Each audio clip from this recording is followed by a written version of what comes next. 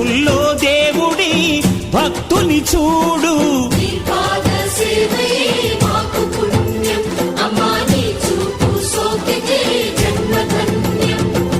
అమ్మా భవాని లోకాల నేలే ఓంకార రూపమమ్మా, తల్లి నీ మహిమల్ని చూపవమ్మా.